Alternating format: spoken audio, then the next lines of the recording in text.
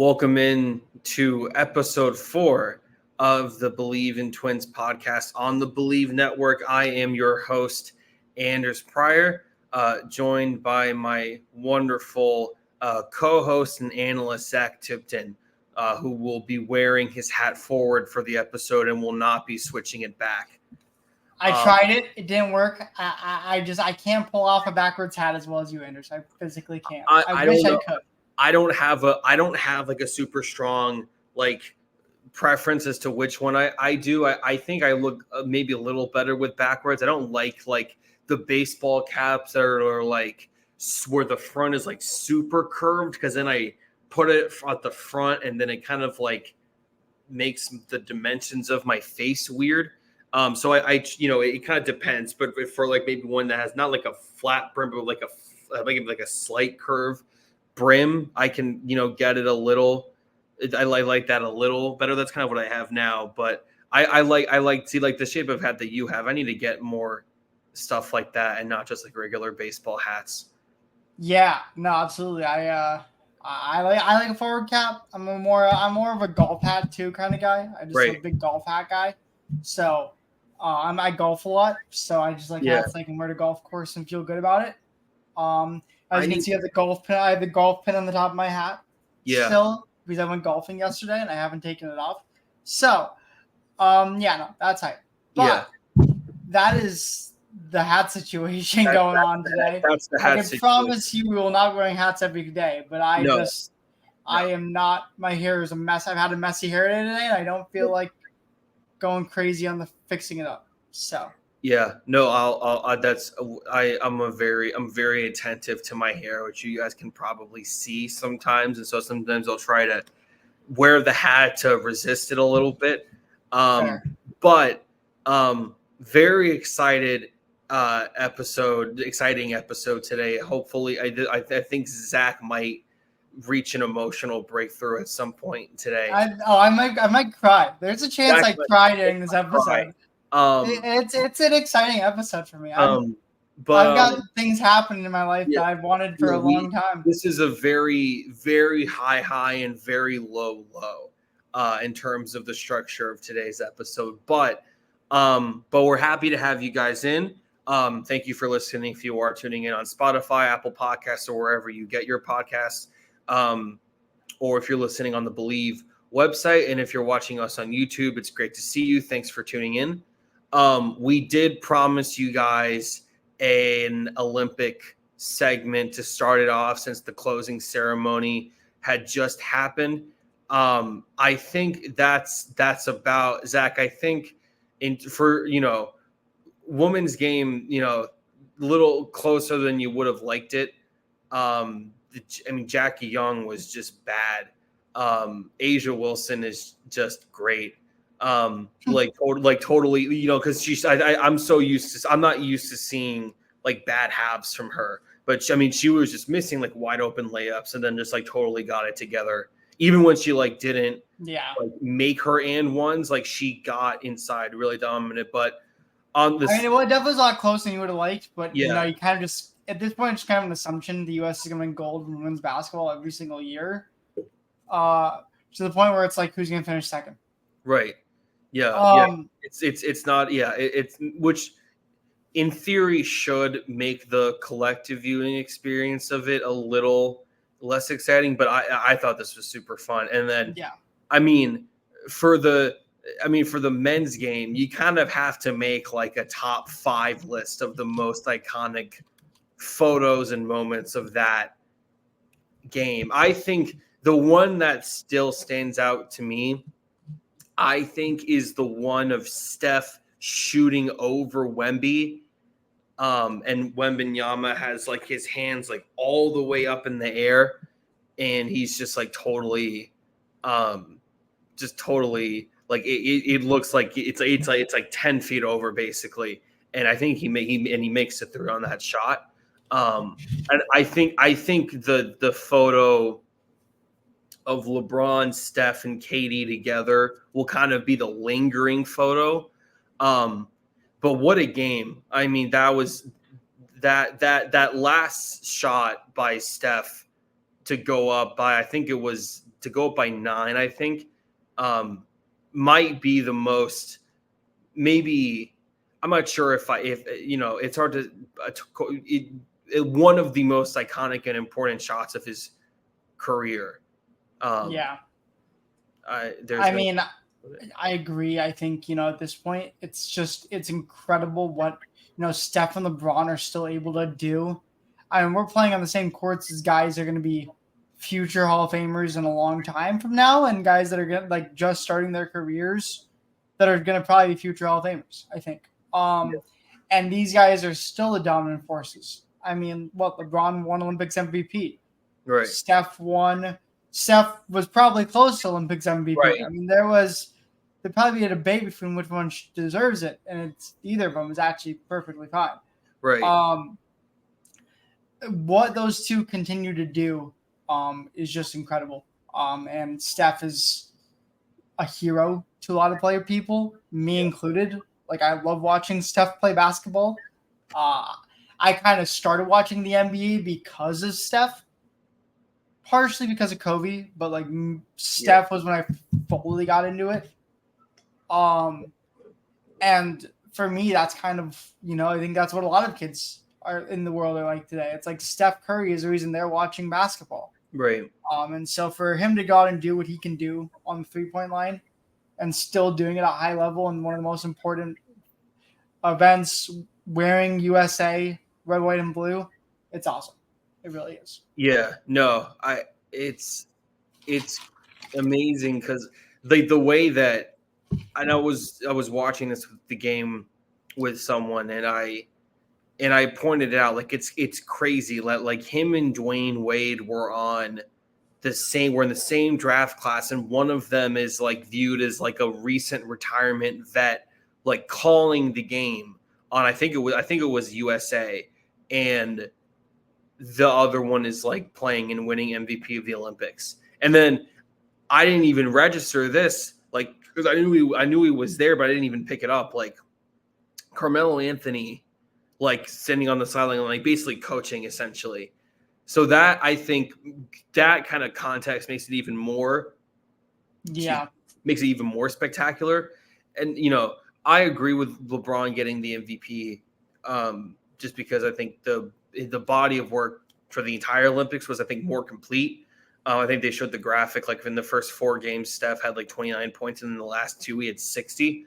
So I think LeBron was a bit more balanced, but I mean, but people will remember, and that is a debate, like you said, people will remember those shots from Steph more than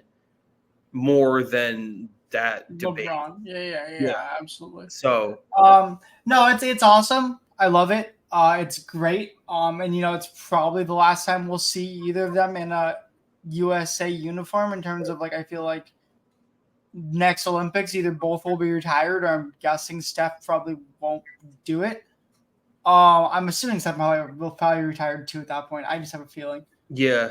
But and KD probably too. So at this point, when you're looking at it, this is probably the last Olympics where we get all 3 together, and this might be the last Olympics where we get any of the 3. So I love it. I think it's awesome. Yeah. And I'm excited for the future, though. I think 2028 will be awesome. I don't know if you're able to watch any of the closing ceremony, but some of that transition to LA stuff was really sick. No, that's going to be a great holding place. I think what you were saying with playing with a lot of guys that are going to be future Hall of Famers, I think it's super important, in the sense of, to me, the moment that we're having now watching Steph, LeBron, and KD together is really, to me, I love how just organic that is.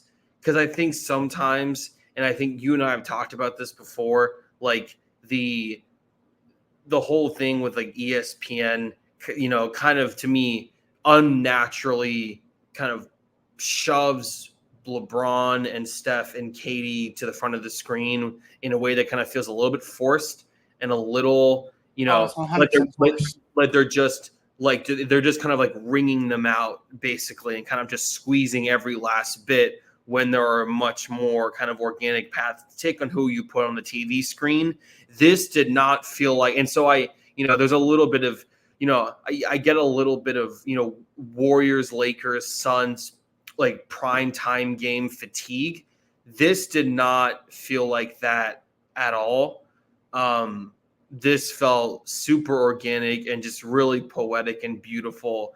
And I really hope that this is kind of the last bit that I get from them, or that we get from them. So just a really good kind of nightcap for them. As I think Zac is now frozen. I was going to say there's no way that he's looking confused. And then there we go. We will wait for Zac to come back and join us again. But we're going to have a really good show today. As I see Zac coming back with how excited oh, no, wait. Hey. Oh, no. Oh, no, let me do it. There we go. Yeah. Okay. We had the same idea. Zac didn't leave me hanging as long as I left him hanging last time. So, sorry, my computer's really shut off out of the blue there. Don't know what happened. My computer shut off. Anyway. Quick. So yeah, no, a lot of really good and important Twins things to talk about today. In terms of stuff happening around, in terms of just kind of news around the league, not a super insane weekend in terms of like baseball news. We had the incident, Jarren Duran of the Red Sox. Oh, I just saw that. Being suspended for 2 games for using a homophobic slur directed at a fan. He had released a statement, and the Red Sox organization also released a statement. Just not a great look and kind of unfortunate in 2024. And it's a little difficult. I think hockey does this. This happens to hockey at a little bit of a higher rate and a little bit more of a saturated rate. But I mean, the MLB through many different facets has kind of been just sort of going through, kind of like a branding sort of, episode and are trying really hard to kind of reignite themselves. And, stuff like this is, if this had happened, obviously on like a nationally televised game on an ESPN Wednesday or something like that, or a Apple TV Plus showcase or a network showcase, this was just like an NESN kind of pickup, but not a great look, and really sort of unfortunate to see. I know it's kind of a pretty simple storyline, Zac. I don't know if you have anything. I just saw it. I mean, it's honestly, like it obviously shouldn't be said, but also it's just really unfortunate that got caught on the mic. Right. But you never. I mean, I just calling somebody that, especially to a fan. Like I don't even know, like if he yelled it at him, it just sounded like he said it to himself. Yeah. And he just got caught on mic. I don't know how the mic caught it, but it caught it perfectly. Yeah. They go in and out sometimes. Yeah. And it's just it was insane. I mean, just you don't ever want to see it, but it's also like right. It's just maybe it was just it's just a tail reaction. I mean, you never say. I'm not going to say it, but it's just unfortunate that it was caught on mic. Like, yeah. I'm sure this happens a lot more in the MLB than we're actually probably admitting. Yeah. This one was just caught on mic. My assumption is this happens a lot more. No, you're probably right. I mean, it does suck because like Jarren Duran is like an ascending player in his athletic prime, on a really big market team. Where a lot of young people kind of see that. So, this stuff like this is always kind of difficult to evaluate and talk about, but obviously, the fines that he's getting are going to, to causes that are supporting, the parents and allies of queer children, which is obviously great, and we love to see it. So, and I think in terms of, and that was the only real piece of news that I had, Zach, that I have nothing else besides, I think, Dan, I have nothing else either. I think, I think that's all I really have. I didn't see any news around the league that's crazy. Besides Dan, Aaron Judge break another record or something like that recently. Aaron Judge breaks a record every 30 minutes, basically. No, that's fair. I know that sometimes people will use the phrase Bond-esque or having a Barry Bonds type season as sort of a broad brush sort of hyperbolic way to sort of describe how good he's playing. But a lot of the underlying sabermetrics and analytics towards what he is doing this season, they're not wrong. They're in terms of the on base percentage and WRC plus combinations. I think only 5 times that's only happened. I forget what the exact numbers. I think Aaron Judge currently sits. I forget what his exact OPS is. I believe his on base percentage currently sits at 462. That's crazy. And I think the only time that there's been 5 seasons where someone has had whatever his OPS is at right now and that on base percentage at this point in the season 5 times, and the one is Judge and the other 4 are Bond seasons. So it's not, by the end of the season, we could be looking at some very scarily similar stuff between what Judge is doing and what Bonds is doing, it's actually kind of interesting because, and I actually think it's actually easy to appreciate that Judge is in all likelihood will not break the home run record that he set a couple of years ago. And despite that, will actually have a more statistically and analytically impressive season, which I actually think is really cool. Absolutely. And then, one thing I do want to mention that's not baseball related here, but I want to mention it because as a Minnesota Twins and a Minnesota sports podcast, I would like to bring up the fact that I think JJ McCarthy is the reincarnation of Tom Brady, and I think he's the best QB of all time. I really do think that. JJ McCarthy had one of the best performances in a preseason game we've had from a long time in terms of QB in the Vikings. And I thought he looked incredible on his short, in his 2 drives he got. Obviously had the bad interception, but to come back from that interception and throw the ball like he did, make the throws he did. I love that for him, and I saw Bleav in Vikings is probably going to go crazy on this as well.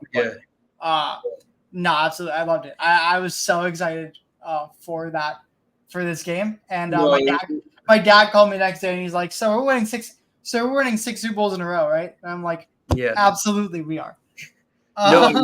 It's so cool. I mean, to me, in my mind, of all of the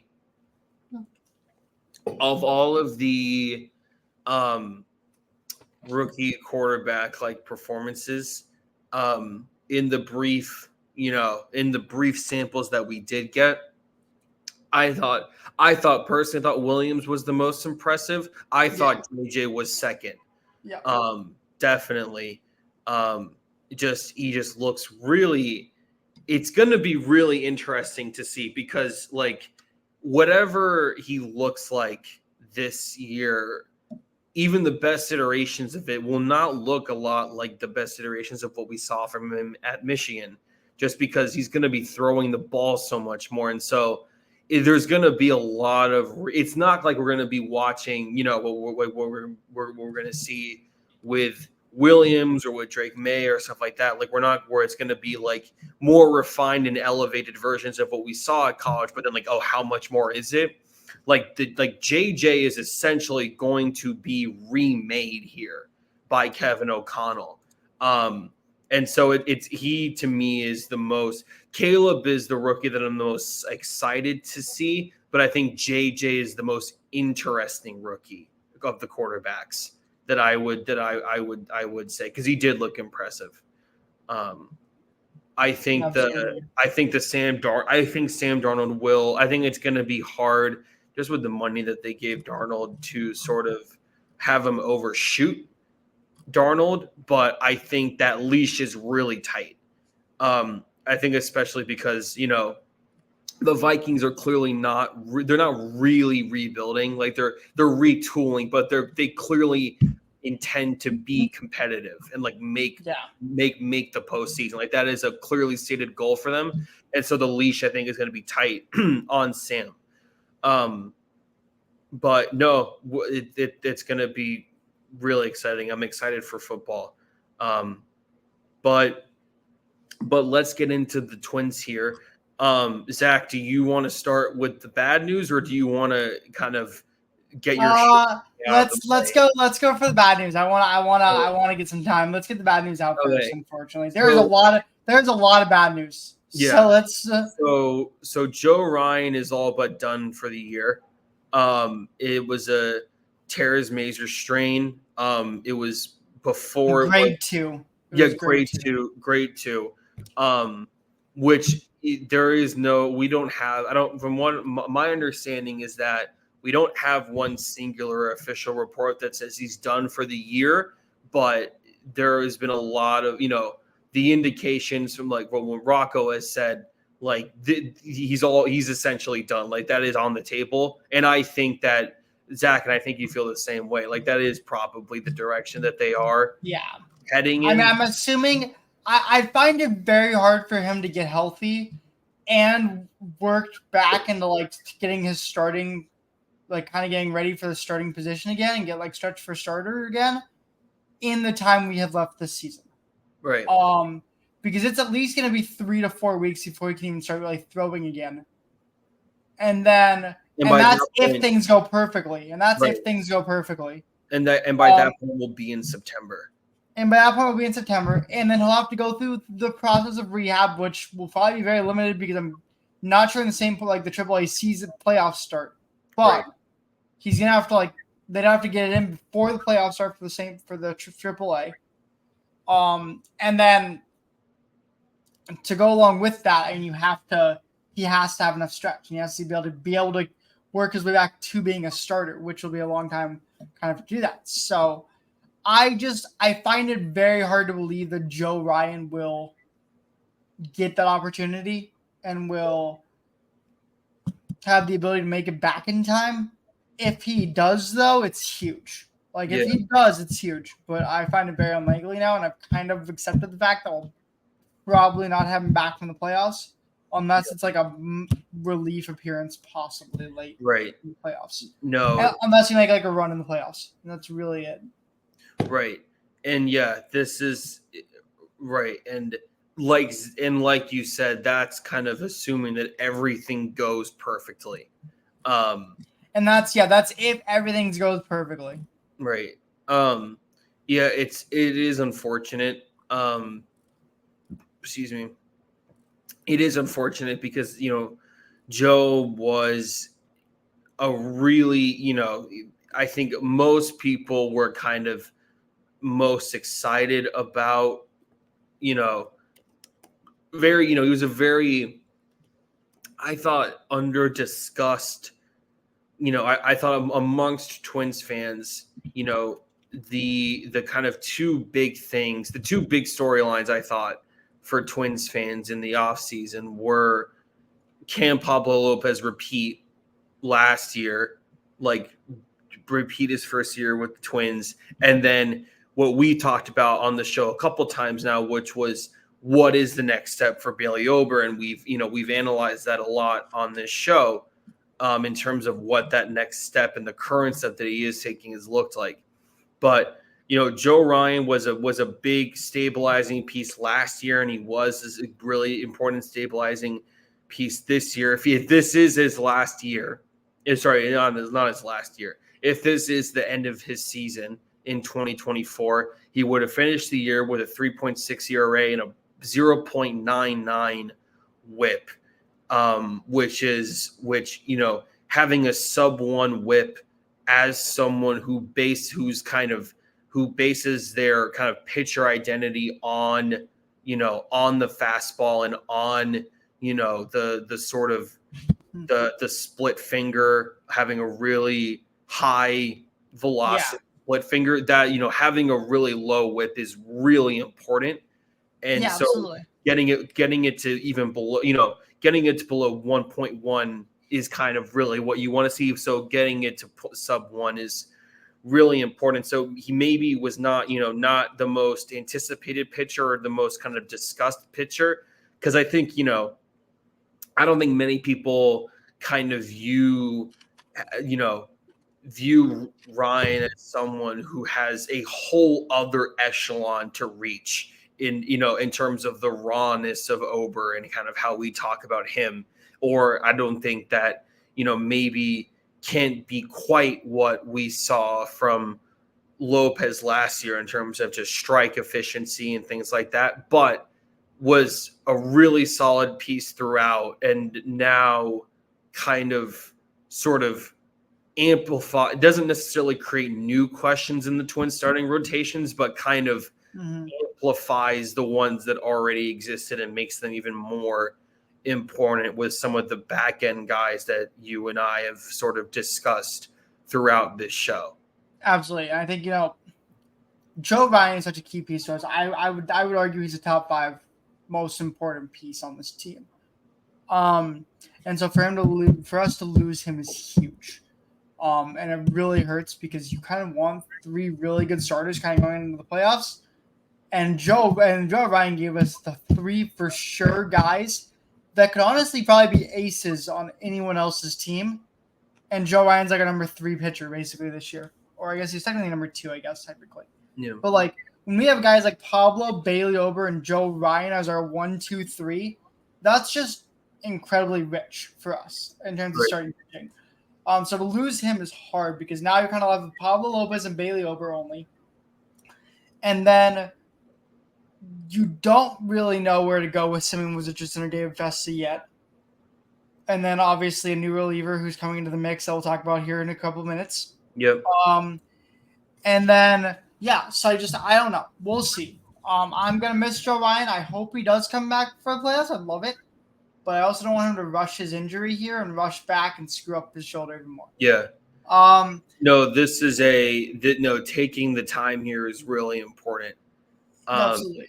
So for the rest of the season, it's going to look like Lopez at the 1, and then Bailey swipes over to the 2, and then we have Woods Richardson at the 3, Festa at the 4, and then Varland, I'm assuming, at the 5. Varland at the 5, although I will say if Paddock comes back here eventually, and Paddock eventually comes back, he'll probably take one of those guys out. My guess would probably end up being Varland will move out of the rotation.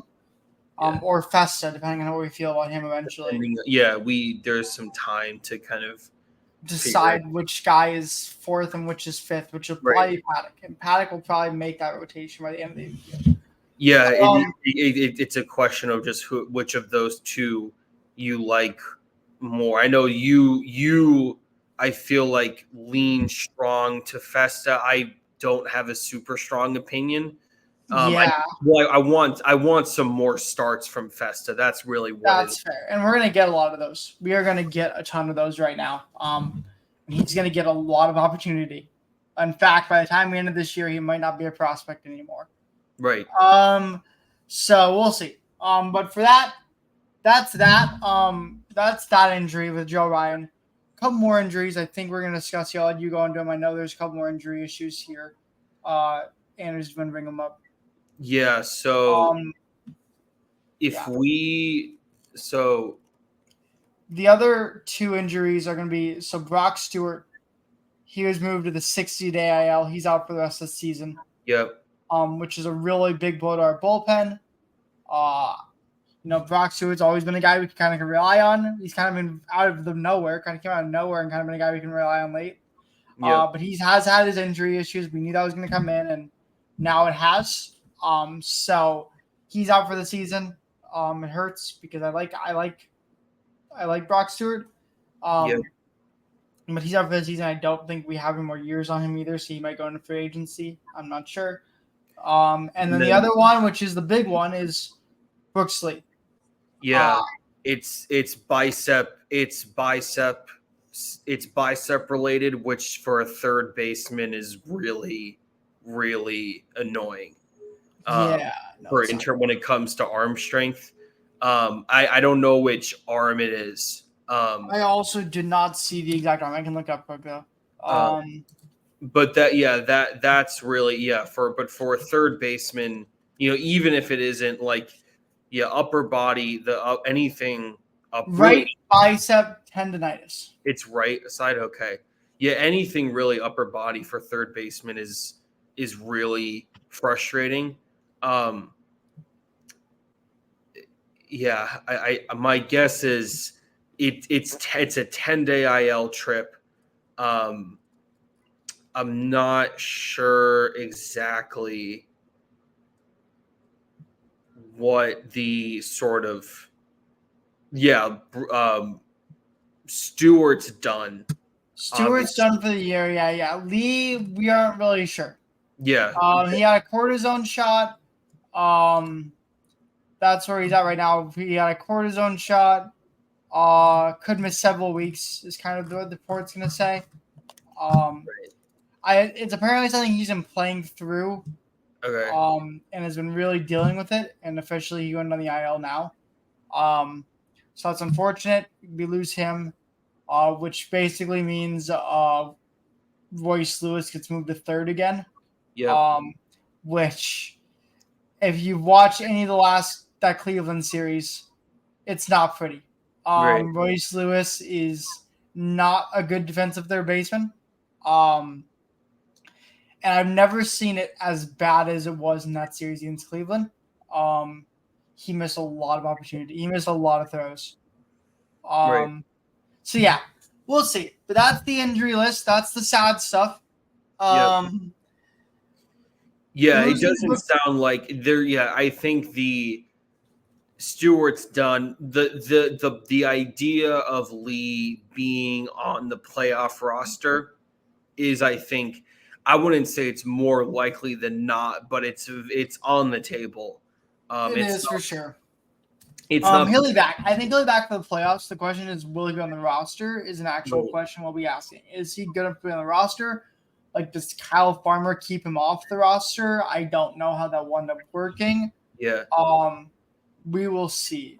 Another injury kind of news is Justin Topa. He got another setback. My dude cannot get on the field to save his life. Dude is trying so hard, and this is the second time he's had an IL stint, or he's had a rehab stint in St. Paul, and it's the second time he's suffered a setback. Yeah. So my dude is just begging to get back on the field at this point. It's not working. You gotta feel for the guy. Yeah. It's not pretty for Topa right now. Topa will be out for more time, and we're still waiting on Topa. Yeah. But for right now, he's out for more time. Which leads us in to the good news, Anders. As you mentioned. And fix your camera for this. We want to see your face. Yeah, I know. I need to get this. We want to see all the excitement in your eyes in full clarity. 1 second. I don't know why this is bad. So what is happening right now? Oh, there we go. I think we got it. There we go. Yep, there it is. You look great. There we go. There we go. Yes, the excitement is real, Anderson. Very real. So, if you've been living under a rock, Minnesota Twins number 6th overall prospect and fifth and 98th top 100 pipeline prospect, Zebby Matthews, has been called up to the majors. And is likely to make his debut on tomorrow against Kansas City. And so this is a real emotional breakthrough for Zac.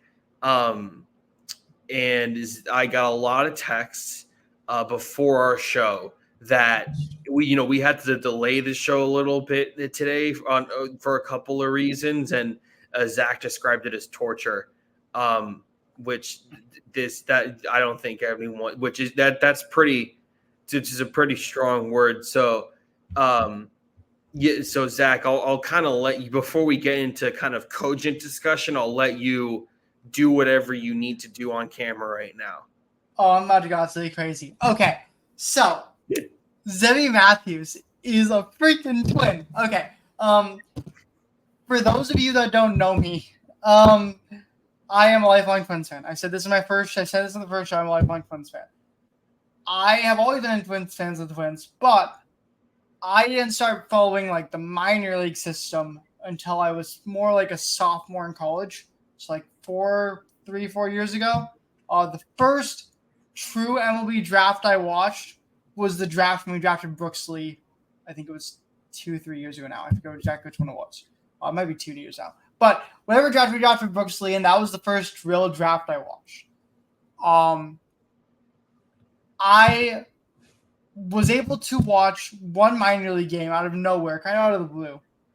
And it happened to be a high A game or low A game, Fort Myers, Manny Muscle game, where Zebby Matthews was starting. And it was his first start of the season in 2023. He went 5 innings, 3 hits, no earned runs, no walks, 7 strikeouts. And from that point on, I was a massive Zebby Matthews fan.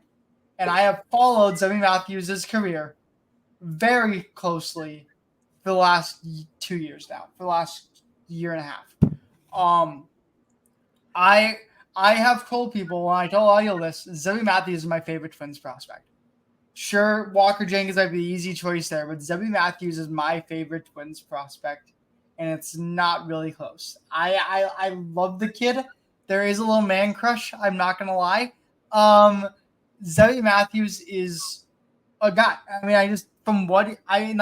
and it also helped when I was like talking to him with a friend of mine who is very knowledgeable in the baseball statistics and the baseball analytics side of baseball.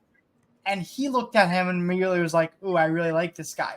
And that made me be like, "Oh, I am following the right guy." And as you guys have probably seen at this point, if you're a Twins fan specifically, Zebby Matthews has blown up the ranks this year.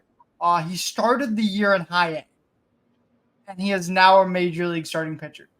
And he is not only done things that I've never seen before in terms of, I think he went like his first like 59 innings without a walk. He went like his first like 59 innings this year without allowing a walk. Which is absolutely insane. And Anders, as a stat guy, will know that's absolutely insane. His control and command is off the charts. Like, this is a guy that is going to not walk anyone. Yeah, that's what I was gonna say. So if you look at his 2080 scale stuff, like, so he's a 55 fastball and a 55 cutter. So both, solid above average pitches. But then he has a 65 control. So archetypically, like, this is going to be someone who is going to, be able to pound the strike zone with multiple kinds of pitches. And so there's going to be some, he's not going to have like, this is not like a guy who kind of has a routine, then he kind of caps it off with a swing and miss pitch. Like, there is going to be slight movements from stuff that's all in the zone. Yeah. And so a lot of really pitcher friendly counts really early, and it's just a really good recipe. This guy has been a guy I've been so excited about for 2 years. And to see a guy that I've watched and a guy that was not even a top 30 prospect when I started watching him turn into a guy that's now a top 100 prospect in all of baseball, fly up the minors, and is now at the start of a major league game 2 years after being drafted in the 8th round, is amazing. And it makes me feel super excited because I've been like on this journey with him. And so this is an incredible moment. I'm so excited. If I had the money, I'd be flying out to Minnesota right now to go to the game tomorrow. And it was like, this is my moment, and this is the moment I'm so excited for. I will be watching every single pitch of the game tomorrow. I am very excited to watch him pitch. If he struggles, I might cry. But I'm so excited. Like, this is me. Like, this is something that I've been waiting for. And our friend Josh, me and Andrew's mutual friend Josh, will tell you, like, this is a guy that I've been like hyping up for a year and a half, and a year to him. And so it's just like, this is awesome for me. I love it. And I'm just so excited. I can't even begin to describe how excited I am for tomorrow. And how excited I am for Zebby to finally get his major league debut. Because I do think this is a guy that's going to stick in the majors. When you have that type of control, you will have the ability to stick in the majors, because if you have that kind of control, you can succeed. Even if you're out there allowing a few runs, like, your control is going to keep you in the majors. And I think that is true. I think he's going to be a staple of this rotation. And I can't wait to watch, Pablo Lopez, him, and David Fest to kind of grow up together in the majors. And possibly Samuel Richardson too, if he can stay healthy and keep this up. Yeah. I feel like every really hardcore baseball fan has like a my guy. They have one when it comes to like some sort of random position player, random pitcher.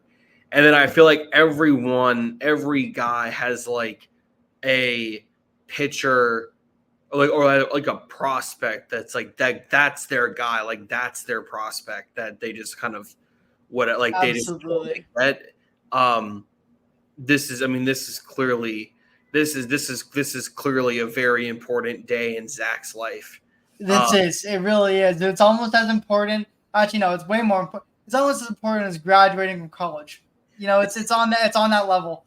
But no, I'm very excited for this, as I've pretty much told everyone already.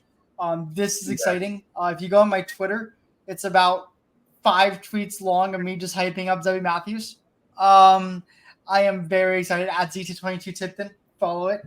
And I'm very excited. I am like going to go absolutely giddy tomorrow when this thing happens. This is my guy. This is my Twins guy specifically. And I had a really good chance. I had a really good opportunity to meet one of the scouts for the Twins. When I was at the Twins game, John Levitt, he's a scout for the Twins. He's a Southern California scout for the Twins. I got a chance to meet him, and we were talking about prospects and stuff. And he was like, and he asked me like, who's your favorite prospect? And I immediately was like, I could go easy and say Walker Jenkins, but honestly, it's Zebby Matthews. Zebby Matthews is 100% my favorite prospect, and I'm so excited when he finally makes it to the majors. And he did it. He made it. Unfortunately, it's because of injury. I kind of wish he was able to make it just on his own volition and kind of get there, but injury's going to give him an opportunity, and he's going to get the opportunity, and I hope he runs with it. We'll see if it lasts. I wonder if this is just like a spot start while they get Louis Varland back, and Louis Varland will take over. But either way, I'm very excited for Zebby Matthews to pitch in the majors tomorrow, and there is going to be a tear shed tomorrow when this thing happens. Yeah. Finally. It's a big journey. Yes, it's a quick journey. I mean, 8th round pick to majors in 2 years is unheard of. Yeah. No. And so I'm hyped. I'm very excited. And yes, Anders, I will let you officially let's start this conversation. But I just I've been so excited to talk about Zebby Matthews all day. I've been getting so hyped. No, I mean, that was basically it. Like, the main thing, that was the main thing for me, was like the control is unbelievable. And like the fastball cutter combo, a cutter has become the cutter has become an increasingly important pitch over it. Kind of that and the sweeper, the cutter and the sweeper have become two of the most increasingly analytically important pitches to have multiple guys that can throw it at a high level in a rotation. And on the cutter side, we get that here with Zebby. And it's just great. I mean, it's going to be, if it's a spot start, then it's a spot start. And, we get to kind of sit back and have a real proper digestive, look at Woods, not Woods Richardson, about how Varland and Fessa kind of go. But if this works, then, that's the thing, right? Is that this is not if this is a spot start, because the thing is, this is a back of the rotation that is a little kind of not up and down necessarily in terms of quality, just in terms of stability. So if he has even just two starts and it's wow, this guy can really pound the strike zone, then there's no super crazy strong attachment to any of those back two guys, and you can find a way to keep him in a rotation, right? It's not like there's a super narrow path. If he does well, it's going to be very easy for the staff to reward him,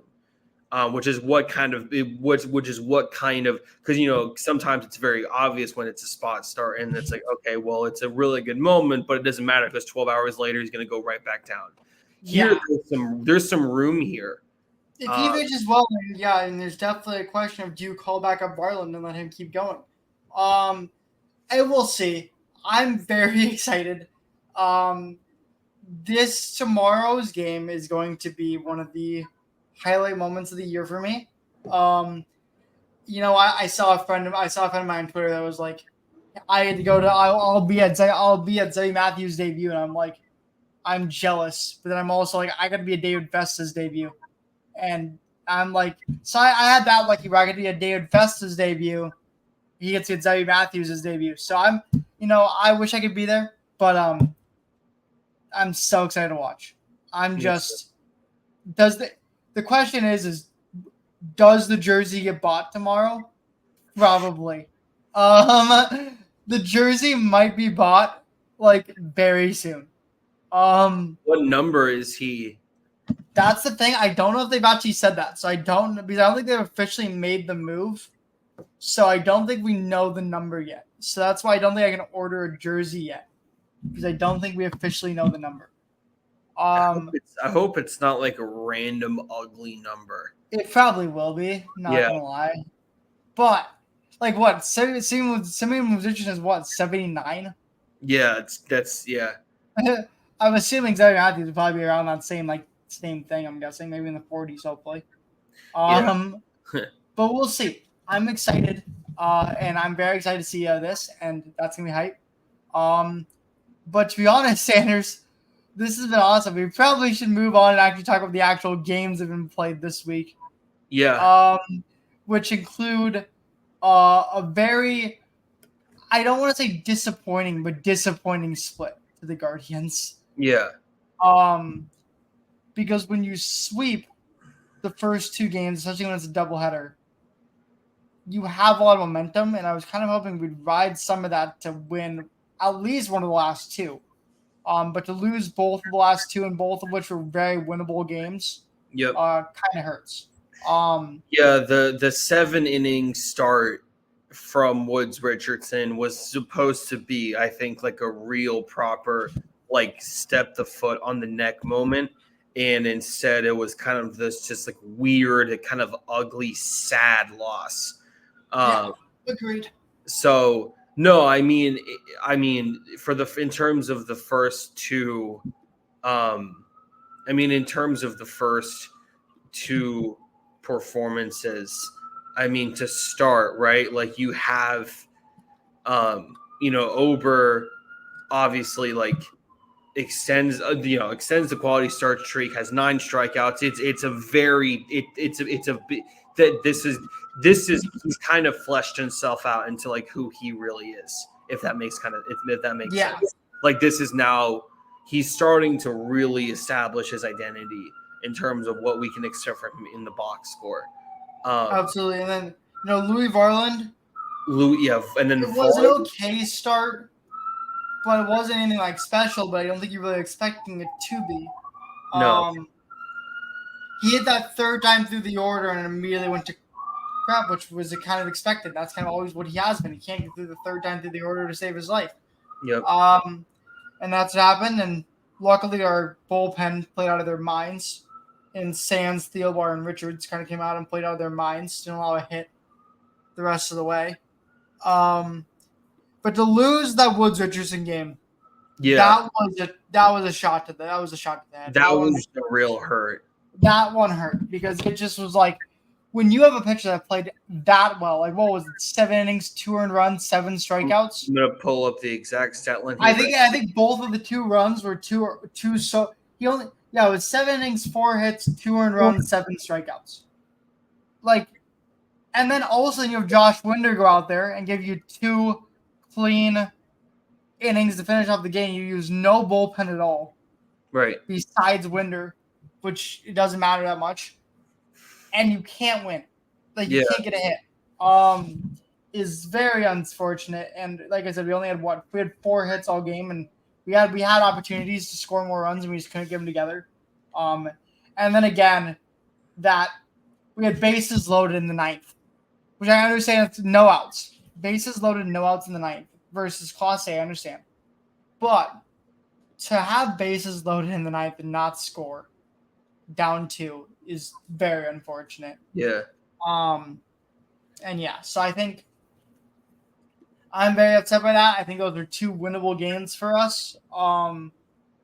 And honestly, it hurts. It hurts a lot to lose those and to split that series, especially when we were within 1.5 game at one point. We were within 1.5 games. Like we were there. And now we're back to 3.5.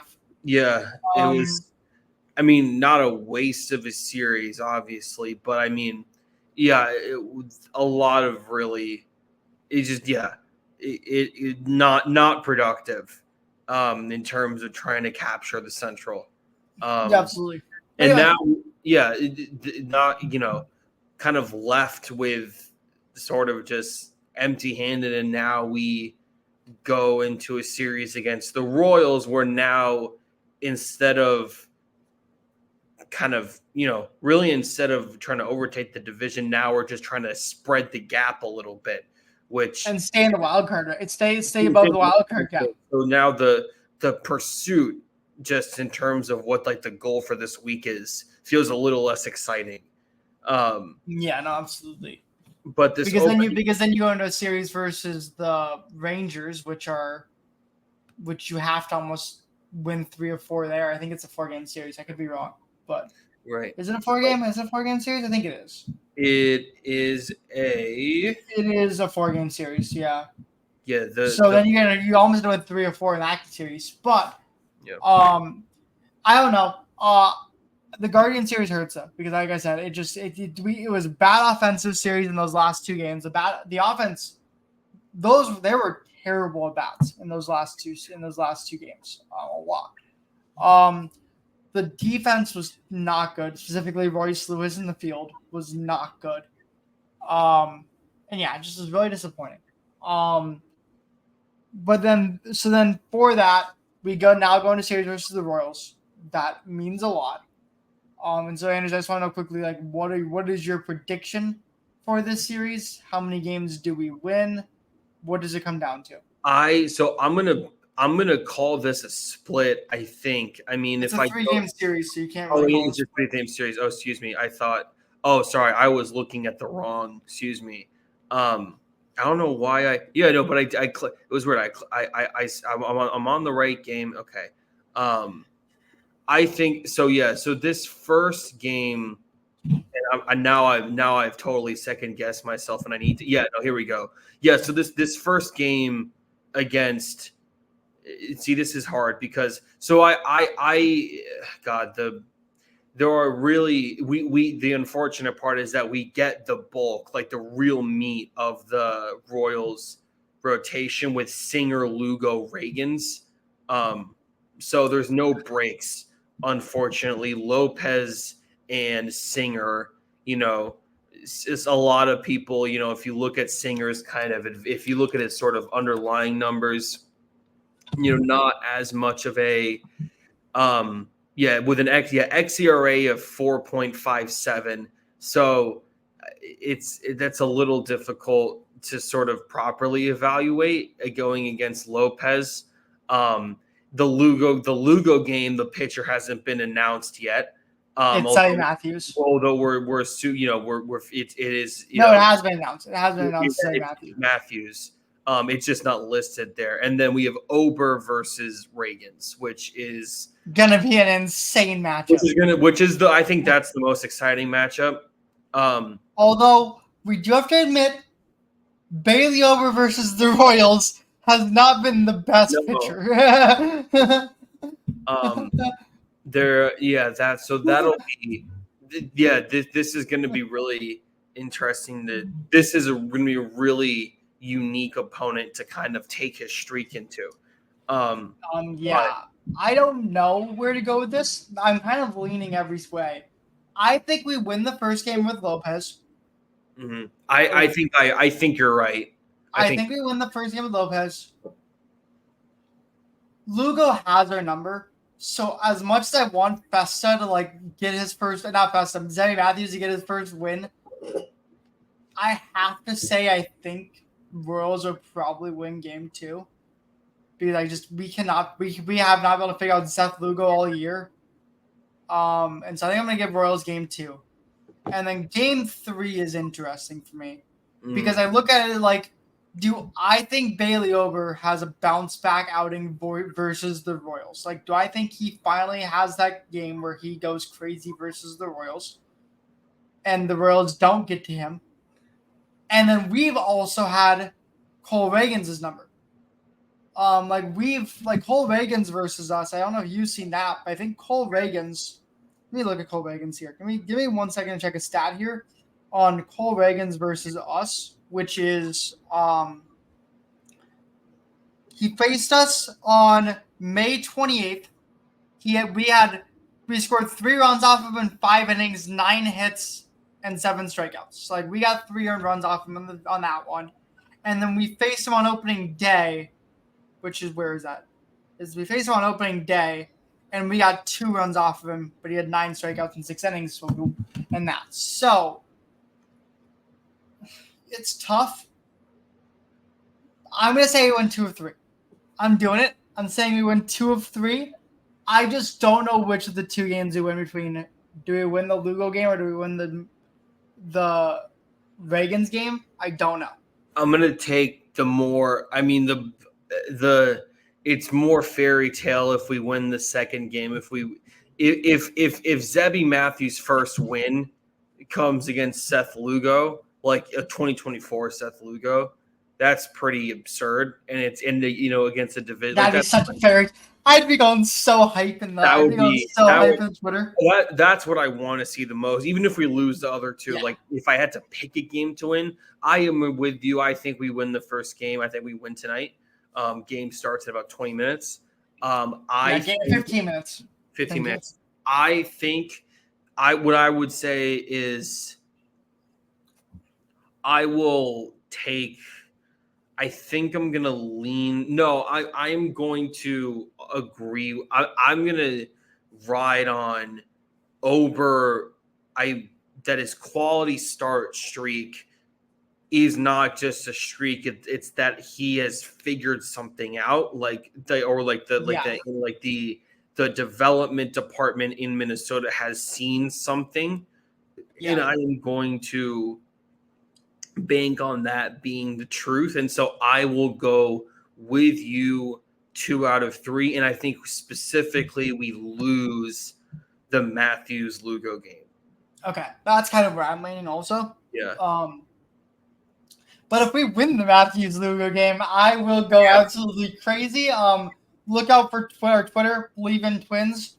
I will be live tweeting that game nonstop. Every single pitch of Zebby Matthews will be tweeted out. I'm just kidding. I'm just kidding. It probably will not be. I'm not that crazy. but a lot of tweets. Maybe. Well, actually, I probably am. But a lot of tweets will be coming out that game.